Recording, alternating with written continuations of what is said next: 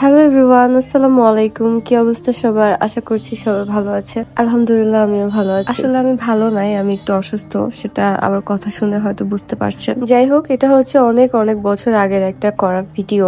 আমি হিজাব টিউটোরিয়াল, যেটা আমি এখন মাত্র এডিট করতে বসছি। আচ্ছা, আর কথা না বাড়িয়ে চলেন টিউটোরিয়াল স্টার্ট করা যাক। তো এটা হচ্ছে হিজাব টিউটোরিয়াল উইথ নোজ নিকাব। আপনি কিভাবে নোজ নিকাবের সাথে হিজাবটা বাঁধবেন ওইটাই আজকে আমি দেখাবো। তো আগে বলিনি, আমার পরা আবায়া, হিজাব, নোজ নিকাব এই সবগুলো কিন্তু আপনারা আমার পেজ সুমাইয়া সাজে পেয়ে যাবেন। ফার্স্টে আমি আমার নোজ নিকাবটা বেঁধে নিলাম, তারপর হিজাবটা মাথায় দিয়ে এক পাশ বড় আর এক পাশ একটু ছোট রেখে আমি যেভাবে দেখাচ্ছি এভাবে দিবেন। তারপর হিজাবটা কোনোভাবে ফোল্ড করবেন না, যেরকম আছে ওভাবেই দুই হাত দিয়ে খুব টাইটলি ধরতে হবে, কারণ না হয় লুজ হয়ে যাওয়ার সম্ভাবনা থাকে। তো আমি যেভাবে দেখালাম এভাবে টাইট করে দুই হাতে ধরে মিডলে পিন আপ করে দিবেন।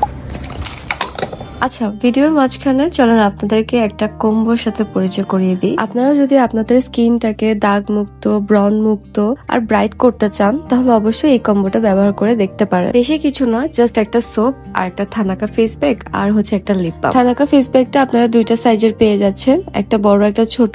যারা স্টুডেন্ট আপুরা আছেন, বড়টা ফুড করতে পারছেন না, তারা কিন্তু চাইলে ছোটটা নিয়ে নিতে পারবে। থানাকা নিয়ে নতুন করে বলার কিছু নাই, এটা আমাদের সবারই ফেভারিট একটা প্রোডাক্ট, বাট আমরা অথেন্টিকটা আসলে নিচ্ছি কিনা সেটা হচ্ছে মেইন কথা। সানট্যান রিমুভ করার জন্য থানাকা কিন্তু বেস্ট একটা প্রোডাক্ট। আমরা যারা ইউজ করি আমরা কিন্তু সবাই এটা জানি। এমন না যে শুধুমাত্র সানট্যানই রিমুভ করবে, আমাদের ফেসে যদি কোনো প্রকার কালো দাগ থাকে সেটাকেও থানাকা আস্তে আস্তে রিমুভ করতে সাহায্য করে। এই ফেস প্যাকটা ইউজ করার সাথে সাথে আপনারা আপনাদের ফেসের মধ্যে একটা এক্সট্রা গ্লো দেখতে পাবেন। আর আমি তো যখন থেকে সোপ ইউজ করা স্টার্ট করেছি, এরপর থেকে কোনো প্রকার ফেস ওয়াশই আমি আর ইউজ করি না। তো আপনারাও চাইলে কিন্তু আমার মতো এরকম একটা সোপ দিয়ে জাস্ট ফেসটা ক্লিন করে নেবেন, সেটা কোজি সান সোপ হোক বা হোয়াইট ওরা সোপ হোক। তারপর হচ্ছে ফেস প্যাকটা লাগাবেন, তারপর হচ্ছে লিপ বামটা ইউজ করবেন। তাহলে আপনারা এটা রেগুলার ইউজ করার সাথে সাথে একটা সময় গিয়ে বুঝতে পারবেন যে আপনার ফেসের মধ্যে একটা চেঞ্জেস আসতেছে, এন্ড তখন তো আপনি ফ্যান হয়ে যাবেন এই প্রোডাক্ট গুলো। আমি এই প্রোডাক্ট গুলো সবসময় পারচেস করি গেট শাইন ফেসবুক পেজ থেকে। আপনারা ওখান থেকে অথেন্টিক প্রোডাক্ট গুলো পেয়ে যাচ্ছে, আর তাদের পেজে ঢুকলে আপনারা অনেক অনেক রিভিউজ দেখতে পাবেন। সেগুলো দেখে আপনারা আপনাদের প্রোডাক্ট গুলো পারচেস করে নিতে পারবেন। চলেন আবার টিউটোরিয়ালে ব্যাক করা যাক। সো পিন আপ করার পরে আমার হিজাবে যে বড় সাইডটা আছে ওটাকে আমি এক সাইড করে টেনে মাথা যেভাবে দেখাচ্ছি ওভাবে নিয়ে যাব, দেন ওইখানে একটা পিন লাগিয়ে নিব।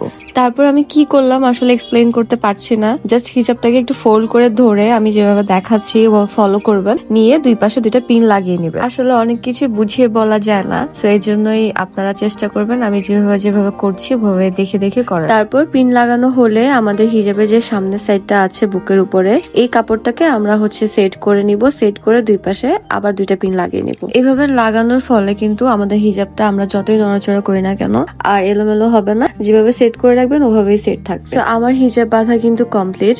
আপনারা চাইলে পিছনের যে হিজাবের পার্টটা আছে ওটাকে সামনে এনে রেখে দিতে পারবেন এভাবে, অথবা চাইলে এটাকে পিছেও রাখতে পারবেন, এটা আপনাদের ইচ্ছা। আমি অলমোস্ট সেম ভাবে সবগুলো হিজাব বাঁধি, তবে একটু একটু ডিফারেন্ট থাকে, তো তাই চেষ্টা করছি সবগুলো আপনাদের সাথে শেয়ার করার। আপনারা অবশ্যই আমাকে কমেন্ট করে জানাবেন যে আপনারা নেক্সট কোন টিউটোরিয়ালটা চাচ্ছেন, আর এই টিউটোরিয়ালটা কেমন লেগেছে আপনাদের কাছে সেটা অবশ্যই কমেন্ট করে জানাবেন। তো সবাই ভালো থাকবেন, সুস্থ থাকবেন, আর আমার জন্য দোয়া করবেন যাতে আমি তাড়াতাড়ি একটু সুস্থ হয়ে যাই। আজকের জন্য এতটুকুই। আল্লাহ হাফেজ, বাই।